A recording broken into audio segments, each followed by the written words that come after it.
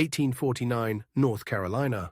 The summer hung heavy and airless, as though the heavens themselves had no wish to breathe. Heat pressed down like a hand on the back of every neck. The air smelled of tobacco, sharp, acrid, clinging to the lungs, mixed with the sour damp of grass that never fully dried after the night's dew. Cicadas shrieked in the trees, endless and unmerciful, their racket rising and falling like a warning drumbeat no one heeded. Across the land, the Miller plantation sprawled in carefully ordered rows, tobacco fields that shimmered green beneath the punishing sun, a stable that reeked of hay and horse sweat, a smokehouse where salted pork hung in neat, orderly lines. To the passing eye, it was prosperity. To those bound in chains, it was a stage of endless suffering disguised as wealth. The big house stood at the center, whitewashed walls gleaming, windows polished so bright they reflected the light like a lie. Inside that house, cruelty was not an interruption to life. It was its heartbeat. William Miller, master of this place, carried his authority like a whip, always ready to crack. His wife, Charlotte, wore cruelty as though it were a brooch pinned to her chest, ornamental and essential. To them, the enslaved were no more than breathing furniture bodies that could be used, bent, discarded. They dined in ease while others served, their comfort wrung from broken backs. Rachel moved in that house like smoke, always present, never fully seen. She was 30 years old, a woman born in chains, her earliest memory the clang of iron and the cold feel of clay under her knees. Her hands had shaped meals since she was old enough to reach a pot. They called her the cook, but the word was too small. She kept their table groaning with roasted meats, fresh bread, pies laced with cinnamon and nutmeg shipped from distant ports. She fed them well, and in return, they starved her of dignity. The kitchen was Rachel's cage, hot with fire and thick with the smell of fat crackling on iron pans. Smoke stained the rafters black, flies hummed near the door, eager for scraps. She worked in rhythm with the clatter of ladles and knives, with the endless demands shouted from upstairs. Her apron, once white, carried stains of grease and sweat that never washed out. Every day was measured not by hours, but by meals. Breakfast, dinner, supper, each one a performance she dared not fail. And yet failure was always invented for her.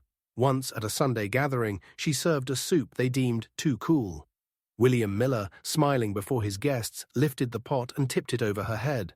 The hot slop ran down her dress, scalding her skin while laughter rose around the table. Another time, Charlotte Miller yanked the scarf from Rachel's head and bent to wipe her shoes clean with it, as if Rachel's garment was no better than a rag. Their children, emboldened by their parents' cruelty, spat in Rachel's face. William only laughed. "You're not a person," he declared, raising his glass high. "You don't get to be offended." Laughter followed his words, bouncing off the walls like knives.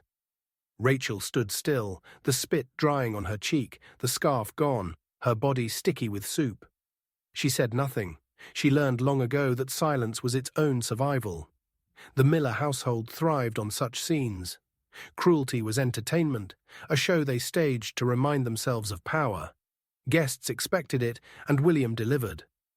At one reception, he ordered Rachel to crawl on hands and knees before the parlor chairs, barking like a dog to amuse his companions. She obeyed because to disobey was to die. The sound of her voice, forced into animal mimicry, brought thunderous laughter. William clapped his hands and fed scraps of meat to his hounds from silver bowls, the same bowls polished so carefully by enslaved fingers. When the dogs ate, their jaws working greedily, William smiled wider. For them, feasting was a privilege. For the enslaved, even scraps rotted before reaching their mouths. This was life at the Miller plantation, order built upon humiliation, wealth carved from the silence of the oppressed. The house looked grand from afar, but inside it reeked of something sourer than sweat or tobacco contempt. Every room held echoes of insults shouted, tears shed, blows struck. The very floorboards seemed to hum with a memory of pain. Rachel bore the brunt of it, day after day. Her body carried the marks of scalds from boiling water spilled when William struck the pot from her hands. Her back ached from bending over hearth fires too long. Her eyes, once bright, had dulled into a steady, watchful gaze. She had learned to keep her mouth closed, her breath shallow, her expression blank. To live in such a house was to erase oneself piece by piece. And yet, though outwardly erased, something remained within her.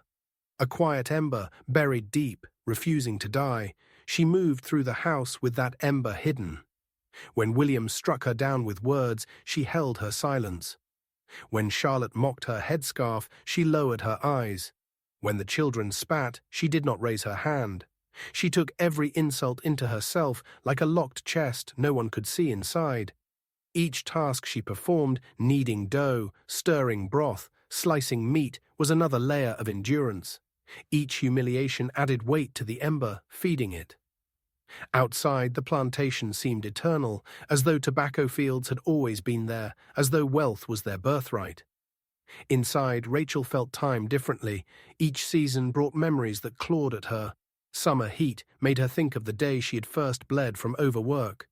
Winter frost reminded her of nights when the stable smelled of death, and she buried her hands in straw just to keep them from freezing. Her world was both vast and small. She saw only the kitchen, the quarters, the dining hall. Yet she also saw cruelty in its every detail, cruelty so large it seemed to cover the sky. And in that cruelty she carried herself forward, walking, breathing, cooking, waiting. The Miller household believed themselves safe. They believed their wealth unshakable, their cruelty unanswerable, their laughter eternal. They believed Rachel was only a cook, a shadow that bent to their will. They did not see that silence can gather, just as storms do, slowly, invisibly, until the air itself feels swollen with it. And Rachel's silence had begun to swell. Rachel carried one treasure into her years of servitude, a son named Joseph. He was born in the quarters on a night when thunder rattled the windows of the big house and rain beat down like fists on the earth. She labored without rest, her cries muffled by the rattle of chains and the shouts of overseers. At dawn she held him close against her chest, his tiny breath warm on her skin, his eyes searching hers as though he already understood the world he was born into. From the start, Joseph was her reason to rise each morning. His laugh was quick, his hands curious, his steps unsteady but determined. He loved the smell of bread in the kitchen, the sound of crickets in the grass, the sight of fireflies lifting into the dark. For Rachel, each small joy he found was a victory stolen back from chains. But joy was a fragile thing at the Miller plantation. When Joseph turned 10, he was put to labor in the fields. His arms were thin, his legs too short for the long rows of tobacco, but overseers showed no mercy. They barked at him as if he were a grown man, their lashes ready when he faltered. Rachel tried to slip him food, tried to press courage into his hand each morning before he left. But nothing could shield him from William Miller's appetite for punishment.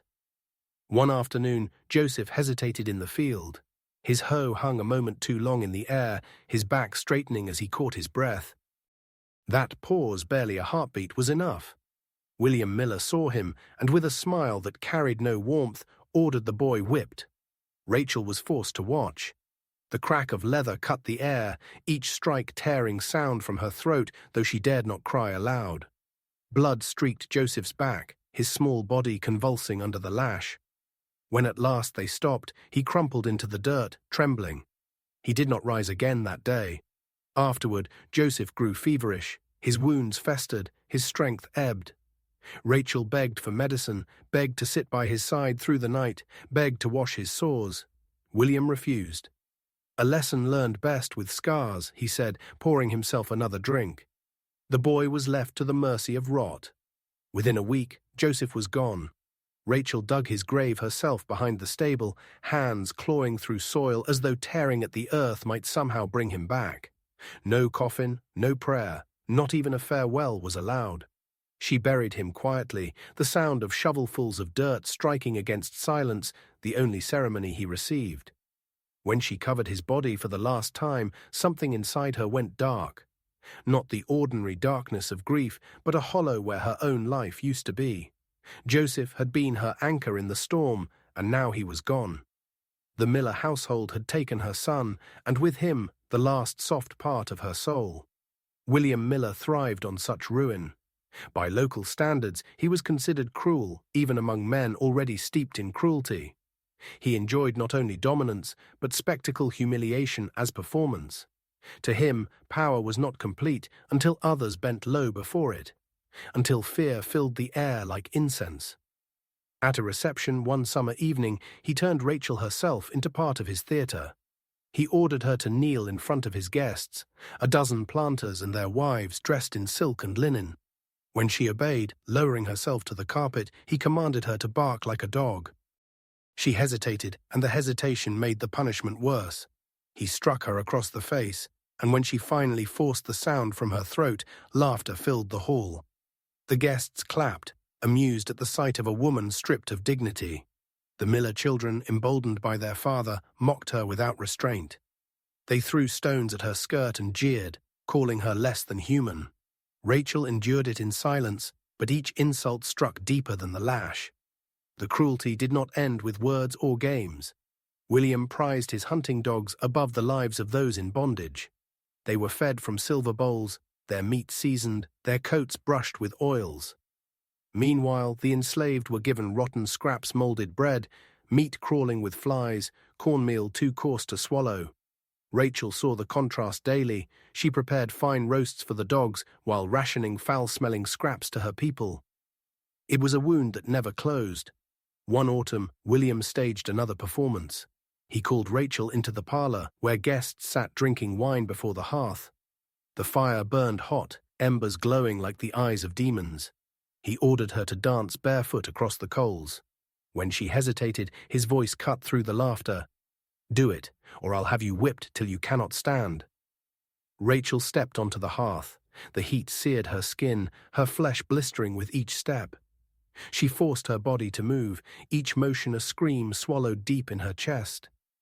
The smell of her own burning flesh rose into her nostrils. When she collapsed at last, the room erupted with laughter. William raised his glass and declared her his living toy. That night, as she lay on the floor of the quarters, her feet raw and throbbing, she listened to the house above.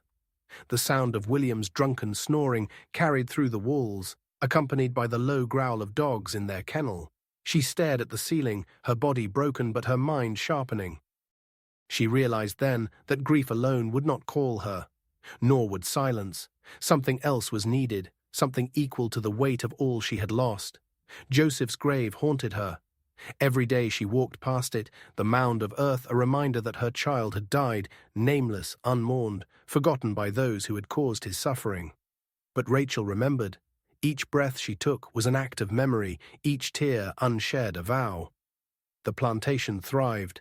Tobacco leaves dried in barns. Wagons rattled down the road with harvests. The millers entertained neighbors with music and wine. But beneath it all, Rachel carried her tragedy like an ember that refused to fade. To William, she seemed broken, docile, emptied of resistance.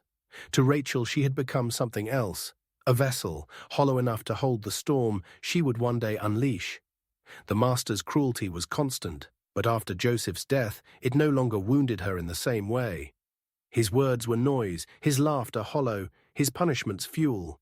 She began to see each act not as torment, but as proof of the beast she would one day confront. The dogs feasting on silver bowls, the guests laughing as she burned, the whip biting into Joseph's back. These were no longer random cruelties, they were debts. And debts, she knew, must one day be paid. In the years after Joseph's death, Rachel became quieter than ever. To outsiders, it seemed as though grief had emptied her, leaving only a body that moved through the house without thought. She roasted meat, baked bread, laid out platters as though nothing had changed. To William Miller, she appeared conquered, a woman reduced to silence, to usefulness, to shadow. But silence is not always defeat. Sometimes silence is the gathering of storms. Rachel stored her resolve in the smallest gestures. When she rubbed spice into pork, she imagined seasoning not for taste, but for justice. When she kneaded dough, her fists sank into the soft flesh as if into the chest of her master. When she stoked the hearth, sparks leapt into her eyes like secret signals from the fire itself. The dogs were her constant reminder. Fed meat from silver bowls, their teeth gleaming as they chewed, They embodied the cruel hierarchy of the Miller estate. She carried the scraps of spoiled bread to her people, but each time she filled the dogs' bowls, she studied them. She watched the way their jaws snapped, the way their muscles tightened, the way hunger burned in their eyes. And she thought of a day when those jaws would taste a different kind of flesh. Seasons turned, the fields ripened and withered, tobacco leaves stacked high in barns, wagons groaning with wealth. But Rachel's heart did not soften. It sharpened. Each insult, each slap, each order became another thread woven into a tapestry of vengeance. She carried it silently, waiting.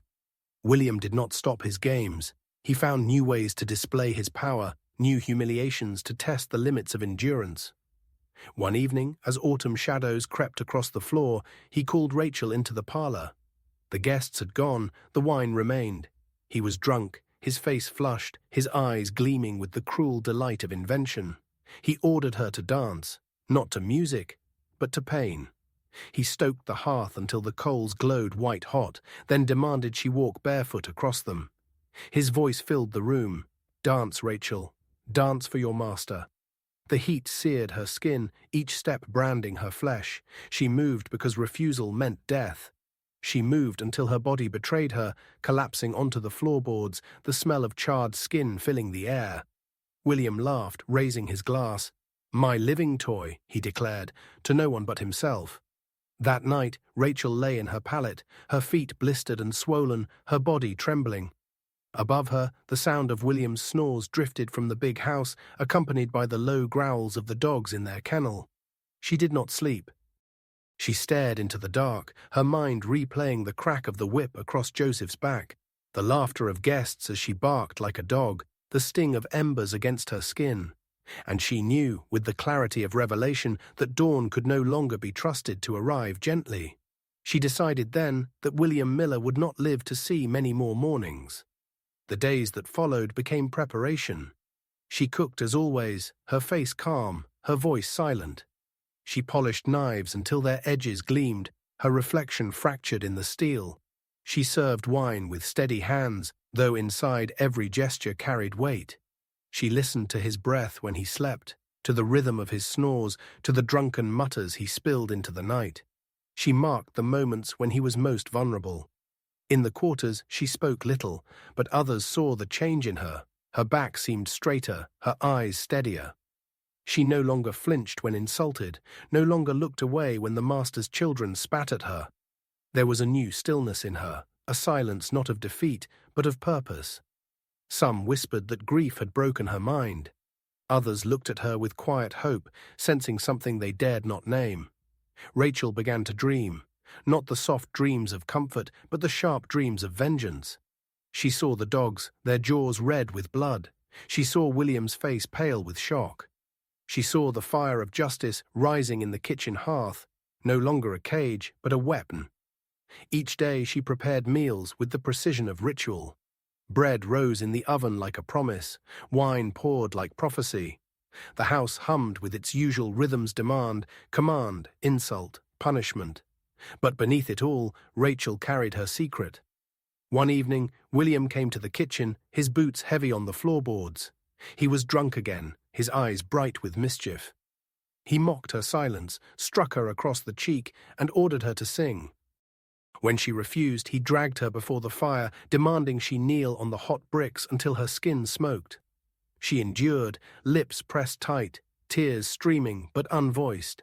When he finally released her, laughing at her pain, Rachel rose on trembling legs. And in that moment, she no longer saw him as a man. She saw him as meat. That night, lying in the dark, her feet blistered, her body shaking, she listened to his snores. The dogs howled outside, their hunger restless. The sound merged with the memory of Joseph's cries, the crack of the whip, the laughter of guests. The threads of her life wove together into one truth. Vengeance must come. Rachel decided morning would not arrive gently for William Miller. The night of reckoning came like any other, quiet, ordinary, suffocating in its routine. Supper was prepared with the same care Rachel always gave. Roast meat dripping fat into the fire, bread crusted golden, wine poured into polished crystal. No one watching her hands could have guessed they shook with anticipation, not fear. William Miller entered the dining hall flushed with drink, his waistcoat stretched from indulgence, his cheeks glowing with arrogance. He carried himself like a man untouchable, his cruelty woven into every step. His wife sat beside him, pale and tight-lipped, accustomed to his bluster. Their children clattered silverware against china, shrieking in play. The dogs barked from outside, impatient for their share of meat. Rachel moved between them like a shadow. She set the dishes, refilled the glasses, carved the roast. She listened to William boast of profits, of fields that would double next harvest, of neighbors he had humiliated in wages. Each word only deepened her resolve.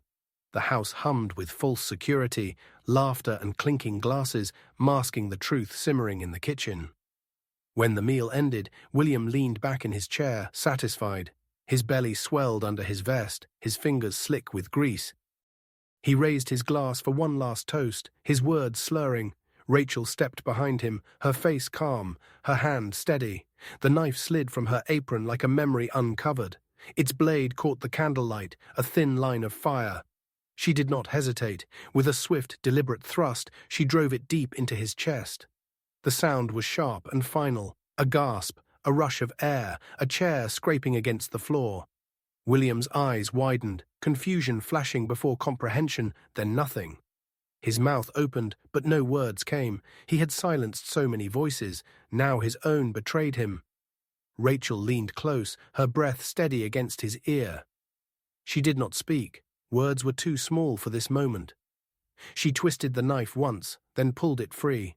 Blood welled, soaking his shirt, dripping onto the tablecloth embroidered with his wife's initials. The room froze. Charlotte screamed. The children shrieked. Chairs toppled. But Rachel's focus did not waver. She cut into his chest with precise strokes, her hands steady as they had been in the kitchen for decades. She reached inside, warm blood coating her arms, and drew out the heart that had beaten with cruelty for too long. Gasps and cries filled the air, but Rachel did not flinch. She held the heart in both hands, its weight heavy, its warmth fading.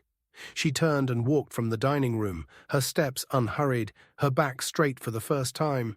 Outside, the dogs snarled and whined, their hunger sharp. Rachel approached the kennel, the heart still dripping. The dogs lunged against their chains, teeth flashing. She tossed the heart into the dirt before them. They seized it instantly. Jaws snapped, flesh tore, blood spattered. The sound of tearing was wet and final, echoing into the night. The dogs growled, their feast loud, their bodies straining. For years they had been fed better than people. Now they were given what truly belonged to them. The enslaved gathered at a distance, drawn by the shouts, the screams, the scent of blood. They watched as the dogs devoured their master's heart. Some covered their faces in horror, others wept openly, tears of grief and release mingling. A few stared with fierce gratitude, eyes burning with recognition. This act was not madness, but justice. Rachel stood upright, her clothes soaked, her skin marked, her face unbowed. For the first time, she was not bent by labor, not silenced by fear. She stood as herself Rachel, mother of Joseph, bearer of grief, hand of vengeance. The house behind her erupted in chaos. Charlotte wailed, the children shrieked, neighbors were summoned. But Rachel did not turn back. She watched the dogs finish their meal, their jaws red, their hunger sated. In that moment, she felt no triumph, no joy, only a hollow calm. Vengeance had been served, the scales balanced. She had fed William Miller's heart to his own beasts, and with it fed her silence to the fire. The enslaved whispered her name, passing it from mouth to mouth like a prayer. Rachel, who struck down the master, who gave his heart to the dogs, who stood without fear. She was no longer only a cook, no longer only a woman bent beneath chains. She was a symbol, a shadow made flesh, an answer to cruelty. The night closed in around her, thick and airless. The fields stood silent, the cicadas hushed. Even the stars seemed to pause. Rachel's hands dripped with blood, but her eyes shone clear. She had done what grief demanded, what silence had stored, what memory required. Rachel, unbowed at last, stood tall beneath the weight of the night. By morning the house rang like metal shouts. Boots, doors flung open so hard they rebounded. Mrs. Miller's cries scraped the walls raw. A neighbor's boy galloped off for the sheriff, dust leaping in his wake. The dogs, streaked and sated, slept in the shade of the kennel. When they raised their heads, their muzzles were rust red, as if branded by the night. They found Rachel standing in the yard, hands washed in the pump trough, dress stiff with dried blood. She did not run. She did not kneel. The sheriff called her a wild madwoman. The deputies circled, muskets shaking a little. "Don't try it," one said, though she had tried nothing except the truth. They bound her wrists, while Charlotte sobbed and the children stared at their shoes, as if the earth might forgive them for watching. In the wagon, Rachel watched the road unspool, the fields rolling by like pages of a book she had finished long ago. In town, the jail smelled of iron and old rain. Questions came. Who helped you? Why? As if why could be anything but the name Joseph. She let silence answer. When they threatened the quarters, when they promised the whip for anyone who had known, she bit the inside of her cheek until she tasted iron. Her blood spoke for her, no more. The trial was not a trial, but a staging white columns, polished benches, the prosecutor's voice bright as brass. Women fanned themselves as if heat, not history, suffocated them. The doctor spoke of female hysteria, the sheriff of savage frenzy, a neighbor of unnatural hatred for a decent man. No one mentioned soup poured like scald over a bowed head, the scarf ground into a shoe, the whip's song across a child's back, the embered dance. No one spoke Joseph's name. Rachel stood straight. When they asked for a plea, she said only, "He took my boy." Someone hissed. Someone crossed himself. The judge warned the gallery, then warned her, as if words could cage a storm after it has crossed the ridge. The verdict was as swift as thunder, guilty. Sentence, death by hanging in 7 days, to instruct the county in obedience. News crawled faster than wagons. In parlors it became parable C, what comes of kindness, of letting them near knives. In the quarters it became prayer. Women stitched her name under their tongues. Men touched the handles of hoes like handles of something else. Old folks sat in doorways after dark and told the young what the law would not. That a woman fed a tyrant's heart to his own beasts, and the earth did not split. Only a chain did. On the morning of the hanging, mist lay over the square like unspilled milk. They dressed her in coarse white, a mockery of innocence. She wore it like armor. The rope swung from the gallows beam, patient as a season. A preacher offered a sermon about forgiveness. Rachel looked past him to the far line of trees, toward a small mound of earth behind a stable 50 miles away. When asked for last words, she lifted her chin. "Remember Joseph," she said. Her voice was flint striking steel. The trap gave way. For a breath her body rose, as if refusing the lesson. Then gravity finished its work, and the square learned what silence weighs. They cut her down, carried her to a hole too shallow for history, and tamped the dirt as if burying a problem. Not a person. No stone, no hymn. Only crows counting the minutes. But memory is a stubborn weed. That week overseers shut the dogs and burned the kennel, yet the story ran on 4 legs anyway. Kitchens grew nervous. Masters tasted fear in every sauce. New rules appeared. No blade unsupervised, no cook unchained on market day, no night fires left burning.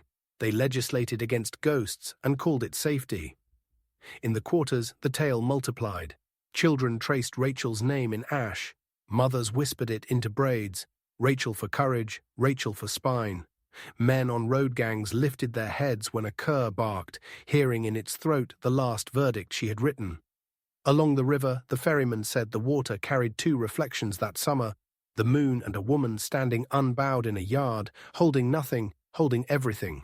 Years will sand a cruelty down into rumor, will soften a scream into a line of print. Yet some stories refuse to wear dust. This is one, a kitchen turned into a witness, a heart torn from a chest that had torn too many, a pack of dogs given back their master in the only language he ever taught them. They called her murderer.